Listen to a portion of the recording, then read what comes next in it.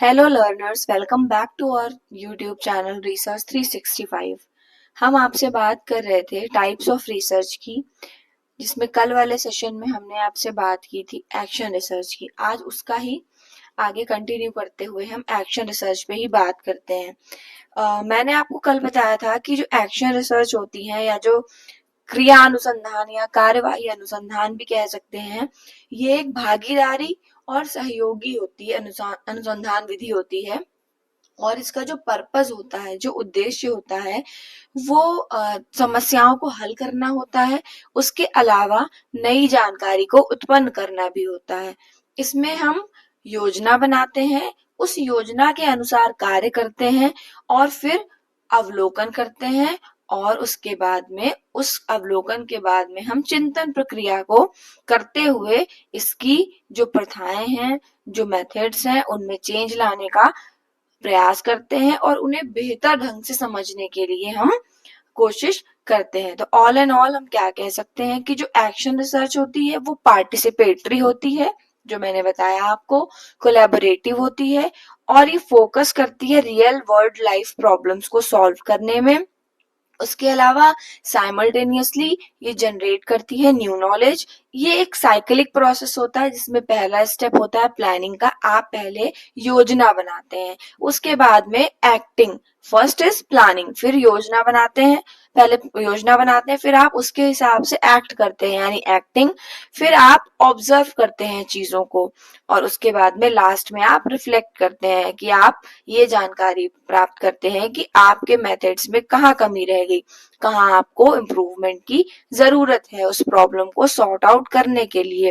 Action research का जो main उद्देश्य होता है वो प्रैक्टिसेस को इम्प्रूव करना, उनको अच्छे से समझना और एक स्पेसिफिक इशू पे काम करना। अच्छा, अगर हम इसके फीचर्स की बात करें एक्शन रिसर्च के, तो इसकी बहुत सारी विशेषताएं हैं। लेकिन जैसे कि मैंने पहले बताया, ये एक साइक्लिक प्रोसेस यानी कि चक्रीय प्रक्रिया है। इसमें क्या क्या इन्वॉल्व होता है चक्रीय प्रक्रिया में? तो पहले बात हम करते हैं योजना की, मतलब किसी समस्या को पहचानना, प्लान करना। उसके बाद में उसके लिए रिसर्च क्वेश्चन या अनुसंधान प्रश्न तैयार करना और फिर उसके बाद में उसमें हस्तक्षेप की योजना बनाना कि कैसे हम उसमें इंटरवेंशन करेंगे। ये होता है, ये साइक्लिक प्रोसेस का पहला पॉइंट जो होता है प्लानिंग। उसके बाद में हमने आपको बताया कि इसका दूसरा पॉइंट होता है एक्टिंग, यानी कि कार्य करना, यानी उस योजना को अब कैसे इम्प्लीमेंट किया जाए, उस योजना को कैसे लागू किया जाए। उसके बाद में थर्ड ऑब्जर्व करना यानी अवलोकन करना। तो हस्तक्षेप के प्रभाव हैं, उनको कैसे, उनकी निगरानी के लिए, उनको कैसे कंडक्ट करने के लिए हम डेटा कलेक्ट करेंगे, मतलब इंटरवेंशन करके किस तरीके से हम डेटा को कलेक्ट करेंगे। फिर last but not the least reflection, जो कि फोर्थ पॉइंट होता है एक्शन रिसर्च के साइक्लिक प्रोसेस का, जिसको हम हिंदी में चिंतन भी कहते हैं।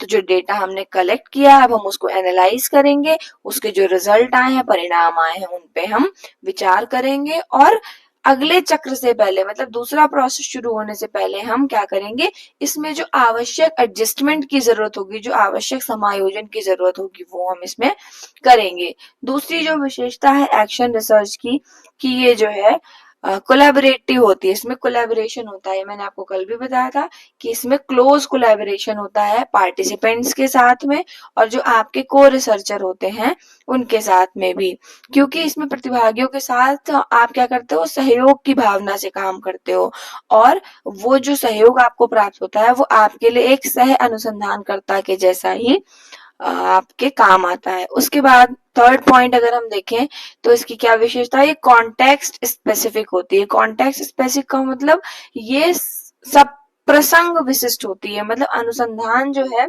वो एक पर्टिकुलर संदर्भ में होता है, ये किसी विशेष तरीके के मुद्दों को हल करने के लिए यूज किया जाता है।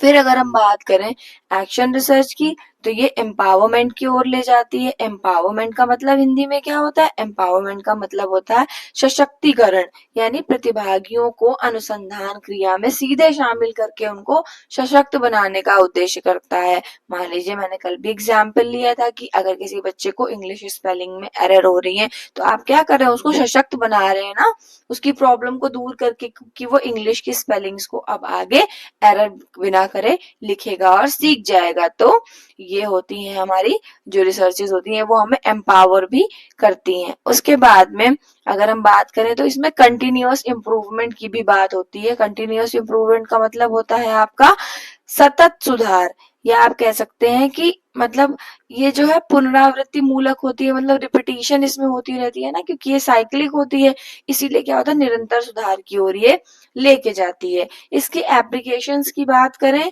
तो जो शिक्षक है वो इसका उपयोग अपनी क्लास में करेगा इम्प्रूवमेंट लाने के लिए, नए टीचिंग मेथड्स लाने के लिए, नई स्ट्रैटेजीज लाने के लिए, और एक स्पेसिफिक टाइप की प्रॉब्लम्स को सॉल्व करने के लिए। और कुछ जो पर्टिकुलर पेशेवर लोग होते हैं, मतलब जिनका ये प्रोफेशन ही होता है, वो क्या करते हैं, इसका यूज करते हैं, जो उनके रोगी होते हैं उनको जो स्वास्थ्य है उसमें सुधार करने के लिए। और अगर हम इसके एग्जाम्पल की बात करें तो अगर कोई शिक्षक है और अपने मान लीजिए वो सोशल साइंस पढ़ा रहा है, सोशल साइंस में वो छात्रों की कम सहभागिता देखता है, वो देखता है कि ज्यादा छात्रों की सहभागिता नहीं है, तो वो क्या करेगा, अलग अलग शिक्षण विधियों का परीक्षण करने के लिए क्या करेगा, एक्शन रिसर्च करेगा या कार्यवाही अनुसंधान करेगा। वो एक रणनीति की योजना बनाएगा, फिर उसको वो लागू करेगा, मतलब यानी पहले वो एक जो प्लान बनाएगा, फिर उसके अकॉर्डिंगली वो एक्ट करेगा, फिर वो देखेगा कि बच्चे कैसे प्रतिक्रिया कर रहे हैं, मतलब फिर वो ऑब्जर्व करेगा, और फिर दृष्टिकोण को और ज्यादा मजबूत करने के लिए वो उसके रिजल्ट्स पे विचार करेगा, यानी फिर लास्ट में वो क्या करेगा, मैंने बताया प्लान करेगा, फिर एक्ट करेगा, ऑब्जर्व करेगा और फिर रिफ्लेक्ट करेगा, है ना। तो ये एक ओवरऑल व्यू मैंने दिया आपको एक्शन रिसर्च का। अब आगे हम बात करते हैं कि इसका उद्देश्य क्या होता है। वर्केबिलिटी होती है उसमें, क्योंकि वो रिलेवेंट ही होती है हमेशा। टीचर का प्रोग्रेस इसमें होता रहता है।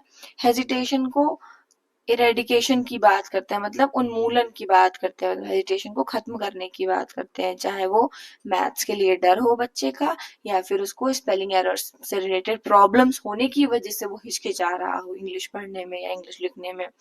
करिकुलम डेवलपमेंट में भी हेल्प करना इसका उद्देश्य होता है।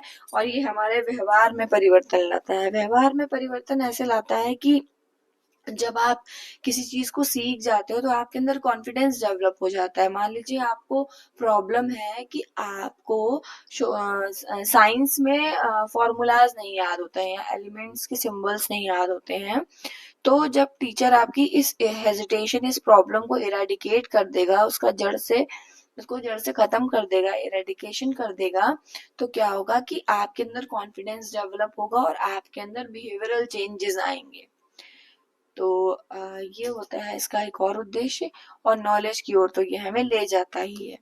उसके बाद में इसकी इम्पोर्टेंस, सोशल एफिशिएंसी, सामाजिक दक्षता ये प्रदान करता है, क्योंकि जब आप कॉन्फिडेंट होंगे, आप में नॉलेज होगा, तो आप समाज में अच्छे लोगों में बैठने लायक हो जाएंगे, आप अपना खुद का काम कर पाएंगे। और साइंटिफिक टेंडेंसी से डेवलप होती है, वैज्ञानिक दृष्टिकोण आपका डेवलप होगा, आप ब्रेन स्टॉर्मिंग करेंगे, आपके अंदर प्रॉब्लम सॉल्विंग एटीट्यूड डेवलप होगा।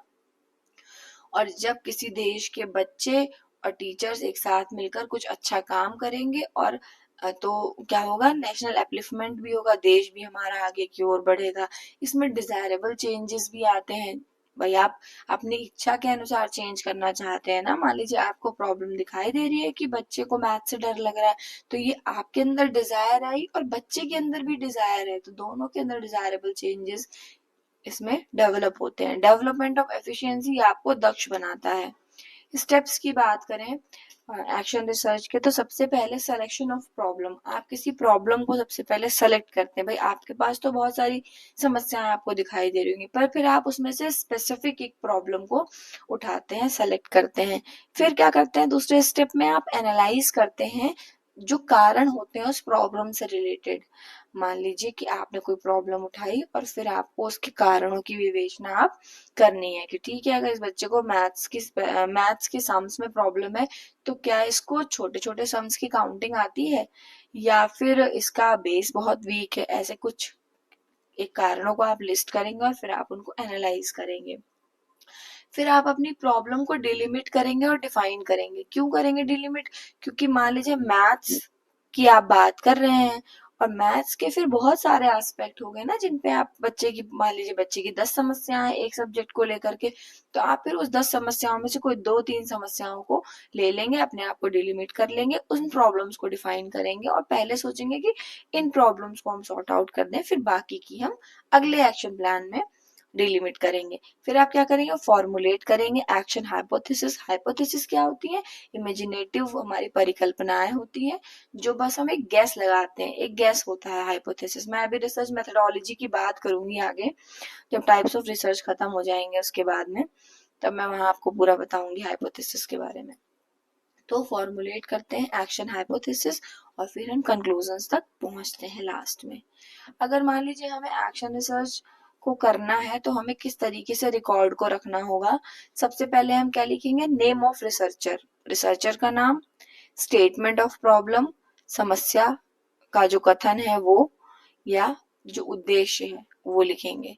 फिर ऑब्जेक्टिव ऑफ रिसर्च, इस रिसर्च को करने की क्या उद्देश्य है, किस एम के साथ में हम रिसर्च को कर रहे हैं। फिर उस प्रॉब्लम का टाइटल हम लिखेंगे और उसके बाद में उस प्रॉब्लम के पीछे की बैकग्राउंड क्या है और उस प्रॉब्लम की इम्पोर्टेंस क्या है उस बच्चे की लाइफ में या उस बच्चे की लर्निंग में। फिर हम उन वर्ड्स को डिफाइन करेंगे, जो प्रॉब्लम हमने उठाई है उसमें जो वर्ड्स आए उनको डिफाइन करेंगे। उसकी लिमिटेशंस लिखेंगे कि कहाँ पे हमने खुद को डिलिमिट किया है या किस सीमा तक ही आप इस प्रॉब्लम पे काम कर सकते हैं। फिर टाइम कंसिडरेशन, कितना समय लग रहा है, क्योंकि बहुत ज्यादा टाइम टेकिंग नहीं होनी चाहिए, क्योंकि फिर आप अगर बहुत ज्यादा टाइम टेकिंग करेंगे तो फिर बच्चे को भी तो उस हिसाब से सीखने में टाइम लगेगा। टूल्स कौन से आप यूज कर रहे हैं रिसर्च में? टूल्स मतलब आप कौन से उपकरणों का यूज कर रहे हैं अपने डेटा को कलेक्ट करने के लिए। सैम्पलिंग, सैम्पलिंग यहाँ पे मैं हल्का सा बता देती हूँ, बाकी मैंने आपसे कहा कि मैं रिसर्च मेथोडोलॉजी की क्लासेस लूंगी तब मैं बताऊंगी। तो पॉपुलेशन जो होती है, मान के चलिए कि इंडिया की पूरी पॉपुलेशन, मतलब जितने भी लोग हैं वो सारे के सारे पॉपुलेशन में आ जाएंगे। पर अगर हम उसमें से देखें कि 2 साल तक के बच्चे कौन से हैं, तो जो 2 साल तक के बच्चे हैं वो सैंपल है। मतलब पॉपुलेशन एक ब्रॉडर एस्पेक्ट है, एक वाइडर चीज है, उसमें से कुछ हिस्सा जब हम निकाल लेते हैं एक होमोजीनियस पॉपुलेशन का, जो सारी की सारी एक जैसी होती है, उसमें फिर हेट्रोजेनिटी नहीं होती, उसको हम बोलते हैं सैंपल। और जब हम उस पर कुछ काम करते हैं तो फिर हम उसको आगे कंसीडर करते हैं और सैम्पलिंग टेक्निक्स का यूज करते हैं कि किन टेक्निक्स से हमने सैंपल्स को अपने कलेक्ट किया है और उसको हम एनालाइज कर रहे हैं आगे। तो सैंपल क्या होता है? रिप्रेजेंटेटिव होता है पॉपुलेशन का। फिर हम एनालिसिस मेथड्स को देखेंगे, कौन से मेथड्स हम अप्लाई करेंगे, और उसके बाद में हम देखेंगे कि मेथड ऑफ रिसर्च क्या हम लगा रहे हैं और हाइपोथेसिस क्या है हमारी रिसर्च के लिए। कुछ लिमिटेशंस होती है यहाँ पर एक्शन रिसर्च की। कभी कभी पुअर क्वालिटी एक्शन रिसर्च होती है जिसकी वजह से रिजल्ट उतना अच्छा नहीं आता या फिर वो उतनी कारगर सिद्ध नहीं होती हैं। फिर लैक ऑफ जनरेबिलिटी, कभी कभी होता है कुछ प्रॉब्लम आपने ऐसे ले ली जो इररिलेवेंट है, जिनको आप जनरलाइज नहीं कर सकते। और कभी कभी क्या होता है कि टीचर बहुत ज्यादा सफर कर जाता है इन प्रॉब्लम्स में, टीचर के लिए बहुत ज्यादा प्रॉब्लम हो जाती है। So thank you so much, that's all for today learners. और एक्शन रिसर्च जो है वो मैं यहीं पे खत्म करती हूँ आज। अब कल से हम बात करेंगे टाइप्स ऑफ रिसर्च का, जो दूसरा टाइप है on the basis of methods, जिसमें हम, जो मैंने 3 बताए थे, हिस्टोरिकल, डिस्क्रिप्टिव और एक आपकी एक्सपेरिमेंटल।